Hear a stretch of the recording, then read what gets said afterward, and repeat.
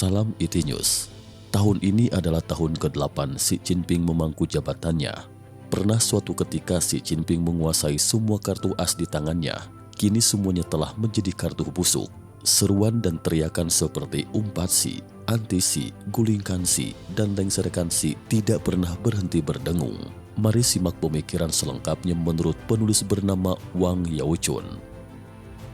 Mengulas kembali 8 tahun yang telah dilalui Xi, Kongres Rakyat Nasional Partai Komunis Tiongkok ke-19 pada Oktober 2017 merupakan titik peralihan bagi Xi. Pada 5 tahun pertama, dalam diri Xi masih berkeyakinan 3 kaki di atas kepala ada dewa. Walaupun minim kebijaksanaan, tapi berkat bantuan Tuhan, sejumlah hal besar dan sulit bisa dilakukannya. Pada 3 tahun berikutnya, yakni sejak 31 Oktober 2017 setelah Xi Jinping mendatangi situs lama Kongres Nasional Partai Komunis Tiongkok yang pertama di Shanghai, ia bersumpah akan berjuang sampai akhir hayatnya demi komunisme yang diajarkan oleh Marx yang ateis. Satu langkah yang salah, langkah berikutnya pun salah semuanya, dan masih melakukan kesalahan sampai saat ini. Beberapa hal besar, tidak ada satupun yang bisa dilakukan dengan benar dan tuntas dari awal hingga akhir. Berita selanjutnya, gerakan anti korupsi pukul macan, tangkap perampok harus tangkap ketua gengnya. Pada kedua rapat pleno ke-18 Komisi Kedisiplinan Pusat pada Januari 2013 lalu, Xi Jinping mengobarkan aksi pemberantasan korupsi memukul macan. Tujuannya adalah merebut kekuasaan tertinggi dari tangan Jiang Zemin dan Cheng Jinghong. Selama 5 tahun, lebih dari 440 pejabat tinggi tingkat provinsi atau menteri ke atas telah diselidiki dan ditindak, termasuk mantan anggota Politbiro Partai Komunis Tiongkok sekaligus Sekjen Komisi Politik Hukum yakni Chow Yong-kang. Mantan Komisi Politik Hukum Partai Komunis Tiongkok sekaligus Wakil Ketua Komisi Militer PKT yakni Su Chai-hao dan Kuo Po-siong. 2 kali menjabat Politbiro PKT, merangkap Sekretaris Kota Komisi Kota Chongqing Po Xilai dan Sun Zhengcai. Mantan Kepala Rumah Tangga Chong Nan-hai merangkap Kepala Kantor Umum PKT yakni Ling Chihua dan lain sebagainya. Dan mayoritas dari mereka adalah orang yang dipercaya dan dipromosikan oleh Jiang dan Cheng. Awalnya kekuatan pemberantasan korupsi Xi dengan memukul macan sangat hebat. Gebrakannya sangat luar biasa. Banyak pernyataan keras dilontarkan. Seperti di tubuh partai banyak orang yang berambisi dan ahli konspirasi. Terhadap hal ini, tidak bisa mencemaskan akan melukai orang di sekitar, mengalihkan pembahasan yang sulit dijawab, menempuh kebijakan burung unta. Jika tidak membahas hingga ke akarnya, begitu angin sepoi berhembus, maka bara itu akan menyala dan berkobar kembali. Siapapun tidak boleh berhati busuk, tidak bisa berharap hukum akan melunak, tidak ada surat sakti juga tidak ada raja tak tersentuh hukum. Konfrontasi melawan korupsi, masalah hidup mati, nama perorangan sudah tidak penting. Harus bisa dimulai dengan baik dan diakhiri dengan baik, dilakukan dengan baik dan dirampungkan dengan baik. Sebelum Kongres Nasional ke-19 Partai Komunis Tiongkok, pemberantasan korupsi memukul macan telah mendekati raja banditnya yakni Jiang Zemin dan Cheng Jinghong. Tidak sedikit orang mengira jika Xi sekaligus menyelesaikan tugas dengan menciduk Jiang dan Cheng, maka aksi pemberantasan korupsi ini akan diakhiri sempurna. Tetapi orang berambisi dan ahli konspirasi yang ditempatkan oleh Jiang dan Cheng di sekitar Xi Jinping, yakni Wang Huning sebagai anggota Politbiro PKT yang menguasai Kementerian Propaganda itu berulang kali memuji. Ditambah lagi Jiang dan Cheng berpura-pura mengaku kalah. Xi mengira dirinya telah berhasil merebut kekuasaan. Aksi pemberantasan korupsi memukul macan pun berhenti hanya sampai Chow Yong-kang saja. Tak hanya tidak menciduk Raja Bandit, justru berkompromi dengan Raja Bandit yakni Jiang dan Cheng. Raja Bandit belum disingkirkan, pohon belum ditumbangkan, monyet-monyet masih berkeliaran, mereka pasti akan datang mengacau lagi. Xi dipastikan tidak akan bisa hidup tenang. Berita selanjutnya, perang dagang AS Tiongkok serba salah. Setelah Kongres Nasional PKT ke-19, masalah besar pertama yang dialami Xi Jinping adalah perang dagang AS Tiongkok. Pada April 2017 lalu, Xi secara khusus mengunjungi Florida untuk menemui Presiden Trump. Xi mengatakan, "Kami mempunyai 1000 alasan untuk membina hubungan baik dengan Amerika dan tidak ada satupun alasan merusak hubungan AS Tiongkok." Perkataan ini memang tidak diragukan kebenarannya. Amerika adalah negara terbesar dan terkuat di dunia. Pasar, modal, teknologi, tenaga terampil, dan pelayanan dari AS memainkan peranan sangat penting bagi perkembangan Tiongkok. Menjalin kebutuhan dalam negeri Tiongkok untuk mengembangkan ekonomi dan masyarakatnya dan berkaitan erat dengan kepentingan rakyat Tiongkok juga merupakan pondasi penting bagi seorang pemimpin Tiongkok untuk berdiri di dalam maupun luar negeri. Berdasarkan pandangan ini, tidak seharusnya terjadi perang dagang antara AS dengan Tiongkok. Tetapi kondisi sebenarnya adalah sejak Maret 2018 hingga Januari 2020, akibat kekacauan yang ditimbulkan oleh orang kepercayaan Chiang dan Cheng yakni Wang Huning sebagai anggota Politbiro Partai Komunis Tiongkok, juga Han Cheng yang juga menjabat anggota Politbiro sekaligus Wakil Perdana Menteri, perang dagang AS Tiongkok pun meletus. Tak lama setelah perang dimulai, PKT mulai mengalami 6 ketidakstabilan yakni pengangguran, finansial, perdagangan luar negeri, modal asing, investasi, dan politik. Lalu berbagai rumor seperti kudeta, gulingkan raja, lengser Kansi, si istirahat, Wang yang memimpin dan lain-lain pun bermunculan. Ekonomi tidak stabil, situasi politik labil, hati rakyat tak menentu, si merasa gentar. Hingga 1 Desember 2018 terpaksa mengambil langkah mundur, berunding kembali dengan Amerika. Hingga bulan Mei 2019, perundingan dengan AS Tiongkok berlangsung lancar. Kedua pihak telah mencapai kesepakatan hingga 90% dari topik yang dibahas. Perwakilan pihak Tiongkok, Liu He, melangsungkan perundingan sesuai dengan instruksi Xi. Tapi Wang Huning dan Han Cheng kembali mengacau menentang kesepakatan harus dibatalkan dan negosiasi ulang, jika tidak akan mempermalukan negara dan lain-lain.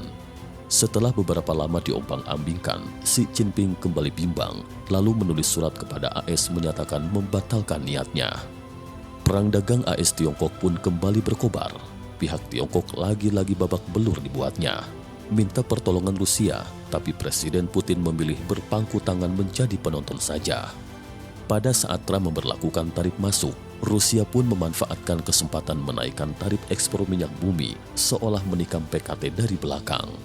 Juli 2019 pada KTT G20 di Osaka, mau tidak mau Xi harus kembali berunding dengan Trump. Kedua pihak melanjutkan perundingan. Waktu itu alat propaganda yang dikuasai Wang Huning menyiarkan terus-menerus seruan kaum pecundang. Jika Xi kembali membatalkannya, Trump pasti tidak akan merasa sungkan dan segan lagi. Pada akhirnya, Xi terpaksa harus menunjukkan kekuasaan militer untuk dengan berat hati menandatangani kesepakatan dagang tahap pertama. Perang dagang AS Tiongkok yang tidak seharusnya terjadi akibat Raja Bandit dan pengikutnya terus mengacau. Xi tidak memiliki keteguhan strategi, tidak memiliki visi dan misi jauh ke depan, mudah terombang-ambing, semua serba salah, perang tidak perang kerugian sangat besar, reputasi dirinya pun merosot tajam. Berita selanjutnya, atasi gerakan anti undang-undang ekstradisi Hong Kong dengan cara yang kacau. Pada saat Xi Jinping pusing 7 keliling akibat perang dagang AS Tiongkok, pada 24 April 2019 menjelang peringatan 30 tahun peristiwa pembantaian Tiananmen 4 Juni, Cheng Qinghong tiba-tiba menziarahi makam mantan Sekjen PKT yakni Hu Yaopang yang terletak di Jiangxi. Kemudian di Hong Kong pun terjadi gerakan anti undang-undang ekstradisi berskala terbesar sepanjang sejarah yang menjadi sorotan dunia. Setelah 155 tahun dibangun oleh Inggris, Hong Kong telah menjadi sebutir mutiara timur yang berkilau sangat gemerlap. Hong Kong merupakan pusat finansial ketiga terbesar dunia. Sebuah jendela terpenting yang menghubungkan daratan Tiongkok dengan dunia, yang mana memberikan kontribusi teramat besar bagi perkembangan ekonomi sosial Tiongkok. Menghargai Hong Kong, menjaga perdamaian, kemakmuran dan stabilitas Hong Kong adalah salah satu kewajiban terpenting bagi seorang pemimpin Tiongkok. Tapi sejak meletusnya gerakan anti undang-undang ekstradisi Hong Kong pada Juni tahun lalu hingga sekarang, Xi Jinping tidak tahu apa sebenarnya yang terjadi di Hong Kong, apa sebenarnya yang diinginkan warga Hong Kong dan bagaimana mengakhiri konflik di Hong Kong. Dalam mengatasi masalah Hong Kong, Xi Jinping tidak memiliki strategi, juga tidak ada kebijakan. Sepenuhnya terbelenggu oleh kekuatan Cheng Qinghong dan hanya bisa melakukan cara usang PKT yang bisa diterapkan di Tiongkok yakni dengan tekanan dan pembohongan. Diawali dengan tekanan jika tidak bisa lagi ditekan, sementara abaikan undang-undang ekstradisi masih juga tidak bisa. Cabut undang-undang ekstradisi masih juga tidak bisa, perbesar lagi tekanan, bahkan telah dipersiapkan menggunakan kekuatan militer. Lalu utus anggota Politbiro PKT yang cici bertransaksi dengan Amerika ditolak mentah-mentah oleh AS. Rencana membanjiri Hong Kong dengan darah pun gagal. Hingga 24 Desember 2019 lalu pada pemilu legislatif Hong Kong, mulai dari pemerintah Hong Kong sampai kantor penghubung Hong Kong sampai kantor urusan Hong Kong dan Macau, semuanya menyampaikan berita ke Chong Nanhai bahwa kubu pro-Beijing pasti akan menang. Namun akibatnya adalah kubu pro-demokrasi yang mendukung anti undang-undang ekstradisi justru menang telak, sedangkan kubu pro-Beijing kalah telak. Lalu masih saja belum sadar, hanya terkejut dan berang, maka dipikirkan cara untuk menekan pengunjuk rasa Hong Kong untuk membalikan situasi. Setelah Hong Kong mengalami kekacauan sebesar ini, Xi Jinping tidak menghukum satupun penanggung jawab, hanya memindah tugaskan kepala kantor penghubung Hong Kong yakni Wang Jimin. Tidak menuntut tanggung jawab dari kepala eksekutif Hong Kong Carrie Lam, juga tidak menuntut tanggung jawab kepala kantor penghubung Hong Kong maupun kepala urusan Hong Kong dan Macau. Dua orang pejabat baru diangkat kepala kantor penghubung Hong Kong yang baru, yakni Luo Huining, dan kepala kantor urusan Hong Kong dan Macau yang baru, yakni Xiao Paolong. Tapi kedua pejabat ini telah sejak lama mundur ke garis kedua. Tidak ada prestasi politik yang menonjol, tidak ada pengalaman menangani Hong Kong, juga tidak memiliki wawasan internasional. Memenuhi aspirasi arus utama warga Hong Kong untuk mengatasi masalah Hong Kong dengan cepat dan cepat sebenarnya tidak sulit. Tapi selama hampir setengah tahun, Xi Jinping secara pasif terus diputar-putar di dalam kerangka yang telah dibuat oleh para pengikut setia Cheng Qinghong, selalu tidak bisa melepaskan diri. Setelah mundur maju lagi, lalu mundur lagi maju lagi, di bawah kendali orang kepercayaan Cheng Qinghong yang menjabat sebagai Sekjen Komisi Politik Hukum Pusat yakni Kuo Sengkun, baik polisi maupun mafia di Hong Kong terus meningkatkan intensitas tekanan bersifat anarkis. Hal demikian membuat citra Xi Jinping tercoreng di mata internasional. Terapkan paksa Undang-Undang Keamanan Nasional versi Hong Kong menuai kecaman dunia simpul pada masalah Hong Kong terletak pada setelah diambil alihnya Hong Kong oleh PKT pada 1 Juli tahun 97 silam. PKT terus menggerogoti kebebasan dan hak otonomi Hong Kong. Banyak masalah di luar diplomatik dan pertahanan yang tidak seharusnya ditangani telah diintervensi oleh PKT.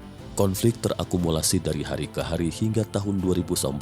Kesabaran warga Hong Kong pun habis sudah akibat PKT memberlakukan secara paksa undang-undang ekstradisi di Hong Kong. Maka meletuslah kemarahan itu.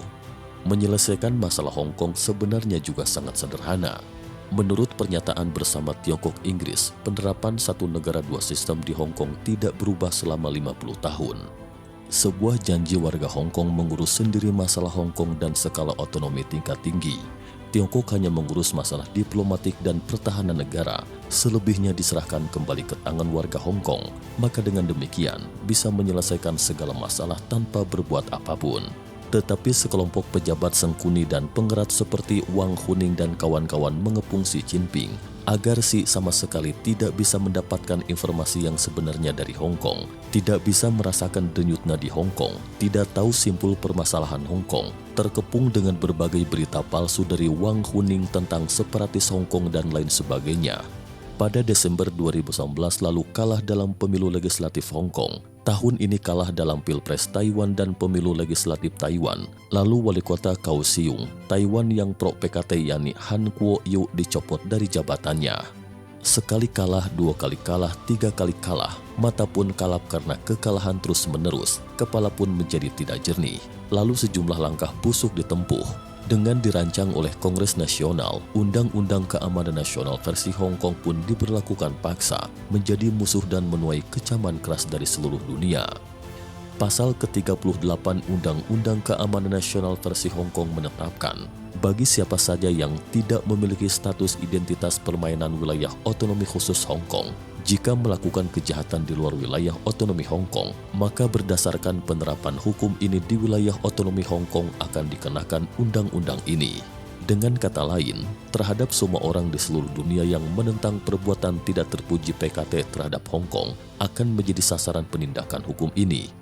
Maka tak heran jika Menlu AS Pompeo mengatakan, peraturan ini membuat orang murka. Ini adalah penghinaan terhadap seluruh negara di dunia. Apa akibatnya jika Undang-Undang Keamanan Nasional versi Hong Kong diterapkan? Melihat aksi pemberantasan korupsi memukul macan yang dilakukan Xi Jinping, tindakannya menghadapi perang dagang AS Tiongkok dan mengatasi gerakan anti undang-undang ekstradisi di Hong Kong dapat disimpulkan suatu gambaran besar. Karena ini bukanlah akibat memilih cara yang salah mengatasi masalah, melainkan adalah monster yang bertentangan dengan Sang Pencipta, yang pada akhirnya hanya akan mempercepat seluruh dunia menentang PKT, yang akan mempercepat proses PKT menuju kehancuran. Berita selanjutnya, kehendak langit segalanya akan lancar.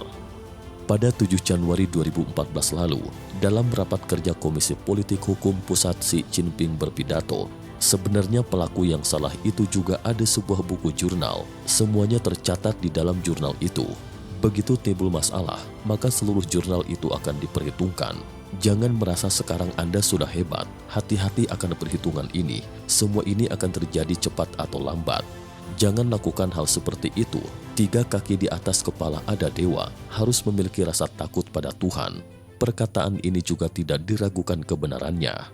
Tetapi hingga hari ini perkataan ini, kata-kata pelaku yang salah cukup digantikan dengan pembuat keputusan yang salah dan sepenuhnya sesuai dengan kondisi Xi Jinping sendiri. Sejak Kongres Nasional ke-19 PKT, dalam hal pemberantasan korupsi memukul macan, perang dagang AS Tiongkok, serta mengatasi gerakan anti undang-undang ekstradisi Hong Kong dan memberlakukan undang-undang keamanan nasional versi Hong Kong, Xi adalah pembuat keputusan yang salah. Begitu Xi mengalami masalah, tidak hanya seluruh jurnal menjadi beban di pundak Xi, seluruh kejahatan yang dilakukan komunis Tiongkok sejak tahun 1999 akan menjadi beban di pundak Xi Jinping.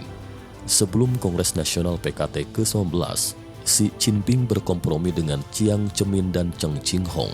Demi melindungi partai, Xi mengira dengan melindungi partai, maka kekuasaannya pun akan aman. Setelah kekuasaan diamankan, maka nyawanya pun akan aman. Setelah berikrar di Shanghai pada 31 Oktober 2017 lalu, roh jahat komunisme pun terus membelenggu Xi Jinping, membuatnya terjebak dalam kabut perasuk jiwa melindungi partai, melindungi kekuasaan dan melindungi nyawanya. Tak dinyana, Partai Komunis Tiongkok sejak awal setelah menggulingkan pemerintah Tiongkok yang sah, yaitu pemerintah nasionalis, selalu melakukan kejahatan. Saat Xi menjabat sebagai pemimpin PKT pada November 2017 lalu, PKT telah menjadi partai politik yang paling banyak berhutang darah di seluruh dunia, merupakan partai politik yang paling korup di dunia, partai politik yang paling mengkhianati negaranya, partai politik yang paling jahat dalam merusak kebudayaan tradisional, partai politik terorisme yang paling besar di dunia. Karma buruk yang diperbuat PKT luar biasa besar.